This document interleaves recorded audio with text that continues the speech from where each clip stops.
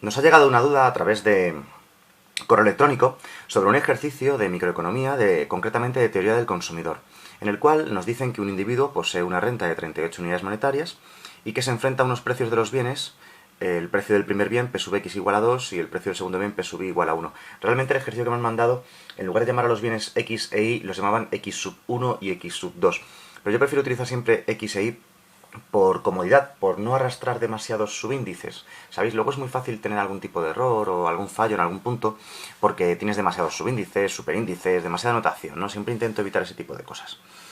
Y luego además nos dicen que este individuo tiene una función de utilidad que es x por y más y. El apartado A nos pedía el equilibrio del consumidor, sencillamente. La expresión equilibrio del consumidor realmente lo que quiere decir es que maximices la utilidad del consumidor dada su restricción presupuestaria. Este ejercicio tiene un sistema, una forma de hacerlo concreto. Está demostrado en otro vídeo de donde sale la siguiente fórmula, ¿vale? O sea, podéis buscarlo en el canal que vais a encontrar un vídeo en el cual se explica la demostración del máximo beneficio del de la máxima utilidad del consumidor. Pero en este vídeo directamente aplicamos la fórmula. Dicha fórmula para maximizar la satisfacción es relación marginal de sustitución igual a P sub x partido P sub y. ¿Vale? Entonces, lo primero que hacemos para calcular el equilibrio del consumidor es aplicar esta fórmula, que como digo está demostrada por ahí en otros vídeos del canal que podéis buscar. Y aunque conozcamos el valor de P sub x y P sub y, no los despejéis, no los sustituyáis, ¿vale? Dejadlos como están.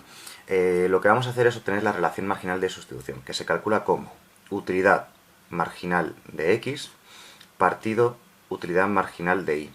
Esta utilidad marginal, dependiendo de quién la escriba, a veces te ponen UMA o UMG. ¿De acuerdo? Bueno, eso es lo mismo porque la notación es independiente. El concepto es el mismo. Bien, y a la derecha igual dejamos P sub x partido P sub y, aunque los conozcamos, los dejamos como parámetros desconocidos. Vale, ya veréis que luego eso es útil, ¿vale? Para otras partes del ejercicio. Entonces por eso nunca los sustituyéis en general, hasta el final del todo. Bien, marginal significa derivada. De hecho, la utilidad marginal de x es la derivada parcial de esta función de utilidad tomando x como variable, y la utilidad marginal de y es la derivada parcial de esta función de utilidad tomando y como variable. Así que en el numerador, en la parte de arriba, lo que nos va a quedar es la derivada tomando x como variable y nos quedaría y. Y en la parte de abajo, la utilidad marginal de y sería la derivada tomando y como variable, y entonces nos quedaría x más 1. Por cierto, aviso que cuando yo hago un ejercicio, mi y, o bueno, letra y, ¿no? En Latinoamérica. Bueno, la y para nosotros, a veces mi y va cambiando, ¿veis? Aquí la dibujo así, aquí la pongo así, ahí la pongo así, ¿sabéis? O sea, no os asustéis, no es que no son y distintas, es lo mismo, ¿vale? Bien, y a la derecha igual, pues dejamos P sub x partido P sub y sin ningún problema. Vale, aquí el primer truco es, como en cualquier ecuación matemática, despejar la y en función de la x. O sea, vamos a dejar la y a la izquierda del igual, ella solita, y a la derecha del igual nos quedaría entonces P sub x partido P sub y pasando x más 1, que está aquí dividiendo, se va multiplicando, pues lo pongo así, de esta manera, x más 1. Bien, esto no es un resultado final del ejercicio, pero sí es un concepto muy importante llamado senda de expansión, o curva renta-consumo también se llama a veces, pero sobre todo senda de expansión. Está explicado en otro vídeo del canal el concepto de senda de expansión, para qué sirve y tal. De momento no es el resultado final, pero sí, como digo, es un concepto importante. Segunda parte, segundo paso dentro del apartado A. Una vez que tienes calculada la senda de expansión, escribes la restricción presupuestaria, que es lo que me gasto en el bien x, es decir, P sub x por x, más lo que me gasto en el bien y, P sub y por y, tiene que ser igual a mi renta total. Este es el concepto de restricción presupuestaria. Se supone que me gasto toda mi renta M en el bien X y en el bien Y, precio por cantidad de cada uno de ellos. Lo que tenemos que hacer ahora es sustituir la senda de expansión dentro de la restricción presupuestaria. Ese sería el paso a dar ahora. Entonces, bueno, lo voy a hacer aquí en la línea de debajo, nos quedaría P sub x por x, de momento lo dejamos así, más P sub y por y, siendo y P sub x partido P sub y, todo ello multiplicado por x más 1, y a la derecha al igual, pues la renta M. Aunque la renta M también la conozcamos, que es 38, que es un dato que nos daban al principio, la dejamos indicada de momento como un parámetro desconocido. Ya veréis que eso luego tiene su utilidad. Bien, vamos a operar esto, porque tenemos aquí P sub i que está multiplicando y dividiendo, así que podemos simplificarlo. Y entonces nos queda, voy a operar también el paréntesis, nos queda P sub x por x, más P sub x por x, más P sub x, igual a la renta. Ahora si os dais cuenta, realmente solo tenemos una variable. La única variable que nos queda es la variable x. Vamos a intentar juntar términos e intentar despejar dicha variable x. Entonces esto nos quedaría, continuamos aquí debajo, P sub x por x más P sub x por x, pues dos veces P sub x por x. Y ya que este P sub x que ha quedado aquí suelto, lo voy a pasar a la derecha al igual restando. Igual a la renta menos P sub x. Y ahora ya para terminar, este 2p sub x que está aquí multiplicando lo pasamos dividiendo al otro lado y ya tenemos que x es igual a... Pasando el 2p sub x dividiendo al otro lado nos va a quedar la renta partido 2p sub x, ¿vale? Lo voy a hacer por partes, o sea, es decir, esto queda dividido entre, p sub x, entre 2p sub x, menos p sub x entre 2p sub x nos va a quedar menos un medio, y luego nos va a quedar... Ya está, esto es lo que nos queda, perdón, ya estaba yo aquí queriendo despejar más cosas de las que hay, no, ya está. Esto es lo que se llama la función de demanda del bien x. Bien, nos ha quedado una función de demanda que es un poco especial porque la verdad es que normalmente no tienen términos independientes, ¿de acuerdo? Pero en este caso sí tiene un medio ahí, un menos un medio término independiente. Esto en el fondo lo que quiere decir es que el consumo del bien x puede incluso llegar a salir negativo, ¿vale? Cosa que es imposible, ¿de acuerdo? Bien, no vamos a tener eso en cuenta, sencillamente si te sale un valor negativo no lo tienes en cuenta, el valor menor de consumo de un bien, pues es cero, ¿vale? En el mundo en el que vivimos real, pues es cero. Bien, ya tenemos la función de demanda del bien x. Siguiente cosa. Retomamos la senda de expansión que teníamos al principio, ¿vale? Y sustituimos dentro de ella el valor de la x, y es igual a p sub x partido p sub y, que multiplica a x más 1. Bien, pues donde aparece esa x, sustituimos el valor de x, que x, según nuestros cálculos, la función de demanda de x, es todo eso de ahí. Bien, si lo hacemos, nos quedaría lo siguiente. Nos quedaría p sub x partido p sub y, de momento lo dejamos así, y dentro del paréntesis nos queda la renta partido 2p sub x menos un medio más 1. Antes de operar, podemos todavía operar un poquito el paréntesis, ¿vale? Es lo que hay dentro del paréntesis, porque tenemos menos un medio más 1, que es un medio, y entonces nos queda p sub x partido p sub y, multiplicado por, bueno, antes, como decía, voy a operar el paréntesis, nos quedaría m partido 2p sub x más un medio. Y ahora venga, ya así para terminar, por no dejarlo así que está un poco feo, voy a operar el paréntesis, y entonces ya nos queda que la función de demanda del bien y va a ser, ojo, al operar el paréntesis, p sub x con este p sub x se va a simplificar, nos queda m partido 2p sub y, y luego tenemos más un medio que multiplica a p sub x partido p sub y, entonces nos quedaría p sub x partido 2p sub y. Bien, podemos juntar términos, estos dos términos podemos juntar, así que al final nos queda, ya aquí debajo del todo, la función de demanda va a ser m más p sub x partido 2p sub i. Bien, aquí hay otra cosa un poco... Ahí va, me he comido el... no se ve la parte de abajo. Aquí hay una cosa un poquito también especial, ¿vale? Al haber juntado estos dos términos, como estaba diciendo, y es que la demanda del bien y depende del precio del bien x. Bien, esto puede generar algún tipo de problema, igual que lo de antes, pero de momento ya está. Estos son las funciones de demanda del consumidor, que nos determinan su equilibrio. En teoría, ahora simplemente tendríamos que sustituir los valores que nos da el enunciado al principio, y ya tenemos la cesta de consumo óptima para este consumidor, la que maximiza su satisfacción. Este consumidor, si cogemos su función de demanda y sustituimos, ¿vale?, la función de demanda, tendríamos que la función de demanda sería igual a la renta, o sea, 38, partido 2 por el precio de x, que era 2. Son datos que nos daban al principio, menos un medio. Bueno, pues 38 entre 4 así es 9,5, y 9,5 menos 0,5 es 9. El individuo consumiría 9 unidades del bien x, mientras que la demanda del bien y, sustituyendo los datos dentro de esta función de demanda que acabamos de obtener, sería la renta es 38, más el precio del bien x, que es 2, partido 2 veces el precio del bien y, 2 por 1. Así nos queda 40 entre 2, que es 20. Esta sería la demanda del consumidor para el bien y. Bien, pues ya tenemos la primera parte del ejercicio, que nos pedía simplemente maximizar la satisfacción del consumidor, calcular su equilibrio sin ningún problema, nada en especial, ¿vale?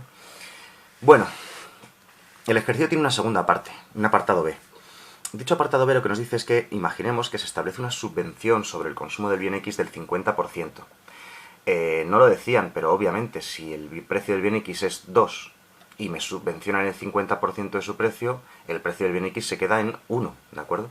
Y nos piden que calculemos el efecto renta, el efecto sustitución. Por cierto, no lo he escrito, pero el tipo de efecto renta y sustitución que quieren que calculemos es el de la versión de Slutsky. Hay dos versiones, la de Hicks, la de Slutsky, concretamente la que piden es la de Slutsky. Así que vamos a hacer rápidamente cómo se haría en el caso de Slutsky, que no tiene mucho misterio si sabes lo que tienes que hacer, como siempre, claro. Bien, dejo la hoja por aquí aparte, estas son otras cosas que voy a hacer después. Bien, entonces, vamos a ello. Apartado B, efecto renta y efecto sustitución según la versión de Slutsky. Es descomponer dicho cambio, que el precio del bien X ha pasado, vamos a llamarlo P sub X', a ser 1, y cómo cambian las cosas. Bien, yo lo primero que hago siempre es, antes de nada, calcular el equilibrio final.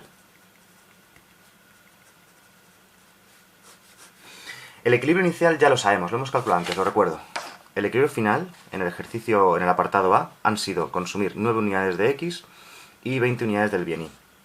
Pues bien, el equilibrio final es hacer lo mismo, pero sustituyendo el nuevo precio del bien X, ¿vale? Recuerdo, la función de demanda del bien X, por eso decíamos que dejéis la renta, P sub X, P sub Y indicados para tener una función de demanda que dependa de eso y luego la puedas ir cambiando. M partido 2 P sub X menos un medio. Si el precio del bien X es 1, te queda la renta, que es 38, partido 2 por 1 y luego menos un medio. 38 entre 2, 19. 19 menos un medio nos quedaría 18,5. Así que el consumo del bien X ha subido desde 9 hasta 18,5. ¿De acuerdo? Y la demanda del bien Y normalmente no va a cambiar por cambios en el precio del bien X, pero en este ejercicio sí, porque en este ejercicio nos están buscando un poco las cosquillas para entendernos. Así que la demanda del bien Y, que era M más P sub X partido 2 P sub Y, sustituimos el nuevo precio del bien X y entonces nos quedaría 38 más 1 partido 2 por el precio del bien Y, que sigue siendo 1 igual que antes. Entonces nos queda 39 entre 2. Y 39 entre 2 también es 18,5. No, perdón. 39 entre 2 es 19,5. Ahí está, ahora sí. Esto lo que nos dice es que, como lo tengo aquí, lo pongo. Las cantidades iniciales consumidas del bien X y del bien Y eran 9 y 20 respectivamente. Vemos que la demanda del bien X ha subido hasta 18,5 y la demanda del bien Y ha bajado hasta 19,5. Eso es precisamente lo que se llama el efecto total. Me explico. El efecto total sobre el bien X, ¿vale?, que sería la suma del efecto renta y del efecto sustitución sobre el bien X, se calcula sencillamente como la cantidad final, 18,5, menos la inicial, que era 9. Así que el efecto total sobre el bien X es 9,5, es decir, es el incremento que sufre la demanda del bien X. Así de sencillo. ¿Vale? Si tú quieres saber el efecto total, es simplemente el incremento desde la cantidad inicial hasta la final, ya está. Y mucha gente cree que sobre el bien Y no se puede calcular, pero sí, también se puede, aunque lo que ha variado es el precio del bien X, también se puede calcular efecto renta, efecto sustitución, efecto total sobre el bien Y. Sería el efecto renta sobre el bien Y más el efecto sustitución sobre el bien Y igual a cantidad final, que nos ha salido que es 19,5, menos la inicial, que era 20. Así que el efecto total sobre el bien Y es menos 0,5. Bien, ya tenemos, digamos, el tejado, ¿no? O sea, esto es como construir la casa por el tejado. Ya tenemos la parte final del ejercicio. Sabemos el resultado final y sabemos el efecto total. La cuestión es ahora que ya sabemos los efectos totales, descomponerlo en efecto renta y en efecto sustitución. Y para ello tenemos un proceso muy claro que no tiene que generar dudas, que es el siguiente. Primero calculamos la renta compensatoria. Esta renta compensatoria la vamos a simbolizar con R y de superíndice una S, ¿vale? Por simbolizarlo de alguna manera. Bien, esta renta compensatoria es la renta que necesitaríamos tener para poder comprar las cantidades iniciales. Me explico.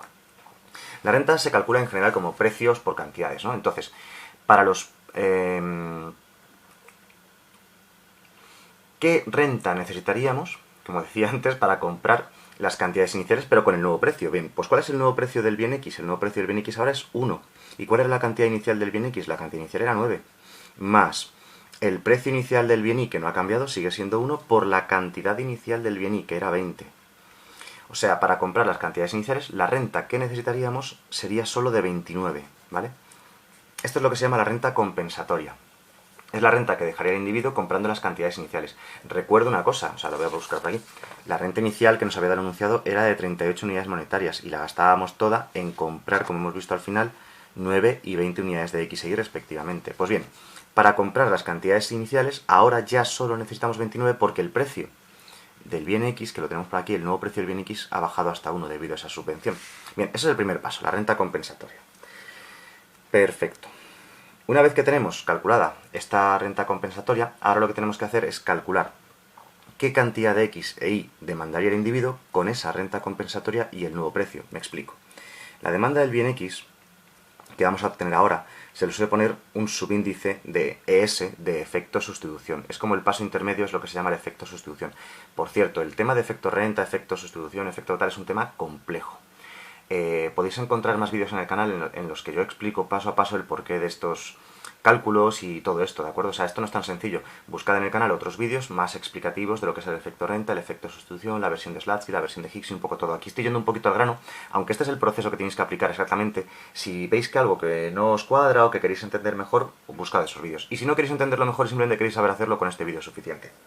Bueno, pues como decía, ahora lo que calculamos es el efecto sustitución para el bien X, y lo único que tenemos que hacer es sustituir su función, que era la renta partido 2p sub x menos un medio, pero como acabo de comentar, donde aparece la renta, la m, a veces la renta, por cierto, se pone con una r o con una m, indistintamente, ¿vale? No os asustéis con eso, y sustituimos la renta compensatoria, y donde aparece p sub x, ponemos el nuevo precio del bien x ya subvencionado. Entonces, si sustituimos, nos queda 29 partido 2 por el nuevo precio del bien x, que es 1, y esto menos un medio. Pues 29 entre 2 es 14,5, 14,5 menos un medio, pues es 14. Bien, ya sabemos que la demanda del efecto sustitución para el bien x es 14, es decir, que el efecto sustitución sobre el bien x se calcularía como la cantidad del efecto sustitución, es decir, esta cantidad final menos la inicial, que era 9, se calcularía como 5. O sea, debido al efecto sustitución, la demanda del bien X ha subido desde las... aquí lo tenemos, desde las 9 unidades iniciales hasta estas 14 que tenemos aquí. Así que lo que se llama efecto sustitución sobre el bien X es 5. Y ahora se hace lo mismo para el bien Y. ¿Vale? Como digo, mucha gente cree que sobre el bien Y no se puede hacer el efecto renta y el efecto sustitución, pero sí se puede. Aunque no ha cambiado el precio del bien Y, se puede perfectamente. La demanda del bien Y, recuerdo, era la renta más p sub x partido 2p sub y, pero sustituyendo, como digo, la renta compensatoria y el nuevo precio de los bienes. En este caso el precio que ha cambiado es el precio del bien x, así que pondremos el precio del bien x pero ya subvencionado. Nos quedaría entonces 29 más 1 partido 2 por 1, o sea 30 entre 2, que es 15. La demanda del bien y habría pasado a ser 15. Entonces, fijaos, inicialmente la demanda del bien y fue 20 y ha bajado hasta 15 debido a lo que se llama el efecto sustitución. El efecto sustitución sobre el bien y se calcularía como este valor, 15, menos el inicial, 20, bueno. El efecto sustitución sobre el bien y es de menos 5 unidades del bien y. Por cierto, es casualidad que coincidan los números con signo cambiado, ¿eh? O sea, no tienen por qué coincidir para nada. Bien, y ahora que ya sabemos el efecto sustitución, el ejercicio está prácticamente resuelto porque, sabiendo también el efecto total, sacamos el efecto renta. Me explico. Efecto total sobre el bien x es igual a la suma del efecto renta sobre el bien x más el efecto sustitución sobre el bien x. Bien, tenemos todos los datos excepto el efecto renta, solo queda despejarlo. El efecto total sobre el bien x, lo hemos dicho antes, está por aquí arriba, ahí está, es 9,5, así que 9,5 tiene que ser igual al efecto renta, que es la incógnita, más el efecto sustitución que acabamos de calcular, que es 5. Así que perfecto. El efecto renta sobre el bien x, pasando este 5 que está aquí sumando a este lado restando, nos quedaría que es 4,5. Ese es el efecto renta sobre el bien x. Y ahora se puede hacer lo mismo también para el bien y. El efecto total para el bien y es igual al efecto renta para el bien y más el efecto sustitución para el bien y. Muchas veces en los exámenes ni lo piden, en clase no lo comentan, no se suele explicar, pero para el bien y, vuelvo a insistir, se puede hacer también. Así que yo prefiero que todo el mundo sepa hacerlo para los dos bienes, porque como veis es una tontería, y que no lleguemos a un examen, te pregunten cómo se hace esto para el bien y digan, ah, es que se puede hacer para el bien y la gente no sepa hacerlo. Bien, el efecto total sobre el bien y, como he dicho antes, lo tenemos por aquí arriba, ha sido de menos 0,5. Así que menos 0,5 igual al efecto renta, que es la incógnita para el bien y, más el efecto sustitución del bien y que acabamos de calcular, que es menos 5. Cuidado con los signos, no lo haríamos con los signos. Bien, paso este menos 5 que está aquí restando a este lado sumando, y entonces me va a quedar que el efecto renta sobre el bien y es 4,5 también. Casualmente coinciden. Supongo que lo han hecho aposta, ¿vale? O sea, no tienen por qué coincidir, ha sido pura casualidad. Bien, luego además de todos estos cálculos, este es todo el proceso de cálculo de efecto renta y sustitución según la versión de Slutsky. Difícil, para mi gusto no es difícil si sabes lo que tienes que hacer. Es una serie de pasos que hay que dar que incluso sin tener ni idea del concepto en el fondo se pueden hacer. Y que no tienen dificultad matemática alguna, es solamente aprenderse el proceso. Como digo, esto se aprende a base de repetir, practicar y tal, ¿vale? O sea que yo os recomiendo que si queréis hacer este ejercicio y queréis aprenderlo y estudiar, lo que tenéis que hacer es coger los datos iniciales y repetir el ejercicio sin mirar la solución. Y si veis que os quedáis bloqueados en algún paso, pues miráis otra vez el vídeo y lo vais repitiendo, ¿vale? Esta es la idea, eso es como deberíamos estudiar. Este ejercicio, como digo, faltan cosas, es decir, entenderlo es una de las cosas que os faltaría, ¿no? Según, como digo, este ejercicio vale como lo hemos aprendido para el examen, pero ¿hemos entendido algo realmente de lo que es el efecto renta? No, no hemos entendido el concepto en sí, así que os remito a que miréis algunos otros vídeos del canal en los cuales eso está explicado. Y otra cosa que quería comentar es que tampoco está aquí el aparato gráfico, es decir, esto hay que representarlo gráficamente en la medida de lo posible. Lo pidan o no lo pidan, yo recomiendo en microeconomía siempre hacer un gráfico del concepto si sabes dibujarlo. Así que también os insto a que busquéis en el canal algún vídeo con la demostración gráfica, explicación gráfica y representación de este tipo de efecto renta y efecto sustitución.